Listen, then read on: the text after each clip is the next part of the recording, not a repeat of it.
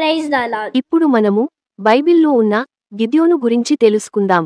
ఇశ్రాయేలీయులు దేవుడిని విడిచి ఇతర దేవతలను పూజించడం వల్ల మిద్యానీయులు, అమాలేకీయులచే 7 సంవత్సరాలు హింసించబడతారు.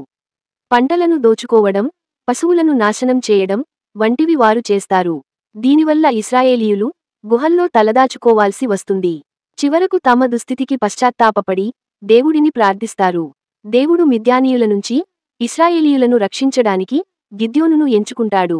ఒకరోజు గిద్యోను మిద్యానీయుల కళ్లకు కనపడకుండా గోధుమలు నూచుతుండగా దేవుని దూత ప్రత్యక్షమై, పరాక్రమశాలివైన బలాఢ్యుడా, దేవుడు నీకు తోడయున్నాడు, బలము తెచ్చుకొని ఇశ్రాయేలీయులను రక్షించుము అని చెబుతాడు. దేవుడు తనను ఎందుకు ఎంచుకున్నాడో అని గిద్యోను ఆశ్చర్యపోయాడు. దేవుడు గిద్యోనుతో బయలు బలిపీఠమును పడగొట్టి ఆ దేవతాస్తంభమును పడద్రోయమని చెప్పాడు. గిద్యోను ఆ ఊరి వారికి భయపడి రాత్రిపూట ఆ పని చేస్తాడు. ఆ ఊరివారు బయలు బలిపీఠాన్ని పడగొట్టిన గిద్యోను గురించి అతని తండ్రియైన యోవాషుకు ఫిర్యాదు చేయగా, యోవాషు బయలునే వచ్చి వాదించమని చెప్పి గిద్యోనుకు యెరుబ్బయలు అని పేరు పెడతాడు. యెరుబ్బయలు అంటే వాదించువాడు అని అర్థం. ఆ తరువాత దేవుడు తన పక్షాన ఉన్నాడు అనడానికి రుజువుగా గిద్యోను దేవుని నుండి 2 సార్లు సూచనలు కోరతాడు. మొదటిసారి గిద్యోను ఒక గొర్రె బొచ్చును నేలపై ఉంచి మరుసటి రోజు ఉదయం కేవలం ఆ బొచ్చు మాత్రమే తడిసి ఉండాలని, చుట్టూ ఉన్న నేల పొడిగా ఉండాలని కోరతాడు. దేవుడు ఆ సూచనను చూపిస్తాడు. రెండవసారి గిద్యోను గొర్రె బొచ్చు పొడిగా ఉండి చుట్టూ ఉన్న నేల తడిగా ఉండాలని కోరతాడు. దేవుడు ఈ సూచనను కూడా చూపిస్తాడు. ఈ సంఘటనల ద్వారా గిద్యోను తన విశ్వాసాన్ని దృఢపరుచుకుంటాడు. మిద్యానీయుల సైన్యంలో 135,000 మంది కంటే ఎక్కువ సైనికులు ఉన్నారు. తమ బలంతో కాకుండా దేవుని బలంతో మాత్రమే గెలవగలరని ఇశ్రాయేలీయులు తెలుసుకోవాలని దేవుడు కోరాడు. అందుకు దేవుడు గిద్యోనుకు జ్ఞానాన్ని మరియు శక్తిని ఇచ్చాడు. ఇశ్రాయేలీయులు 32,000 మంది సైనికులను మాత్రమే కలిగియున్నప్పటికీ భయపడిన సైనికులను ఇంటికి పంపమని దేవుడు గిద్యోనుతో చెప్పాడు. అప్పుడు 22,000 మంది భయపడినవారు ఇంటికి వెళ్లిపోయిన తరువాత ఇశ్రాయేలీయులకు 10,000 మంది సైనికులు మిగిలారు. 10,000 మంది సైనికులు కూడా ఎక్కువేనని దేవుడు చెప్పాడు. నీళ్ల దగ్గరకు సైన్యాన్ని తీసుకొని వెళ్లి నీటిని నేరుగా నోటితో త్రాగిన వారు ఇంటికి పంపించబడతారు. నీటిని త్రాగడానికి తమ చేతులను ఉపయోగించిన వారు ఉండవచ్చు అని దేవుడు గిద్యోనుతో చెప్పాడు. అప్పుడు నీటిని తమ చేతులతో తాగినవారు కేవలం 300 మంది మాత్రమే మిగిలారు. ఆ 300 మందితోనే నేను నీకు విజయాన్ని కలుగజేస్తాను అని దేవుడు గిద్యోనుకు వాగ్దానం చేశాడు. యుద్ధం చేసే సమయం వచ్చింది. మిద్యానీయులను ఎలా ఓడించాలో దేవుడు గిద్యోనుకు చెప్పాడు. గిద్యోను తన 300 మందిని 3 గుంపులుగా ఏర్పాటు చేసి వాళ్లలో ప్రతి ఒక్కరికి ఒక్కొక్క బూరను, లోపల దివిటీగల ఒక కుండను ఇచ్చాడు.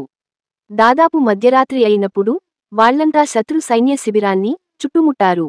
తర్వాత వాళ్లంతా ఒకేసారిగా బూరలను ఊది కుండలను పగులగొట్టి కేకలు వేశారు. మిద్యానీయులు భయపడి ఒకరినొకరు చంపుకొని పారిపోతారు. గిద్యోను దేవుని సహాయంతో అద్భుతమైన విజయాన్ని సాధిస్తాడు.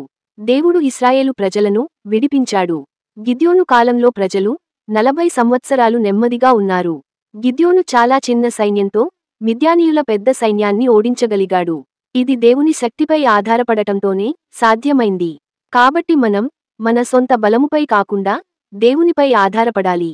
గిద్యోను వంటి బలహీనులను కూడా దేవుడు ఎంచుకుంటాడు. మొదట్లో గిద్యోను సందేహించినా చివరికి దేవునిపై విశ్వాసం ఉంచడం వల్లనే విజయం సాధించాడు. కాబట్టి విశ్వాసంతో దేవుని మాటకు లోబడినవారి ద్వారా దేవుడు గొప్ప కార్యాలు చేస్తాడు.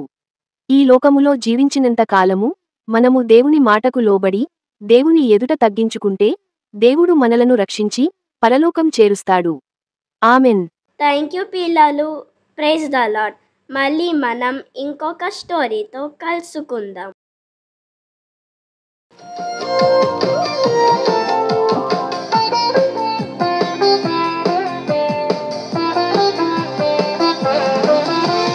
గానుగ చాటున గిద్యోనును దేవుడు దర్శించెను.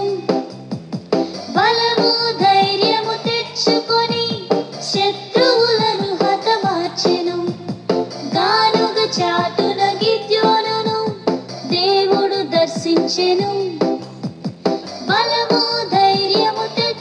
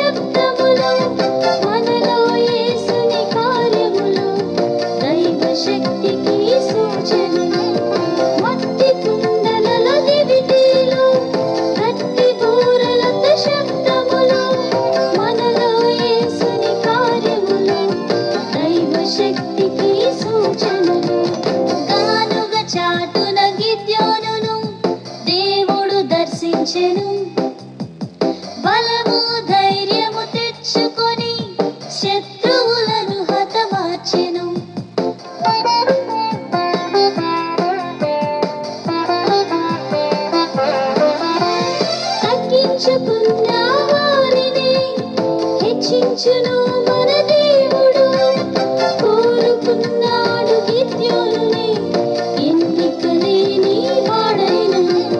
తగ్గించుకున్న వారిని హెచ్చించును మన దేవుడు.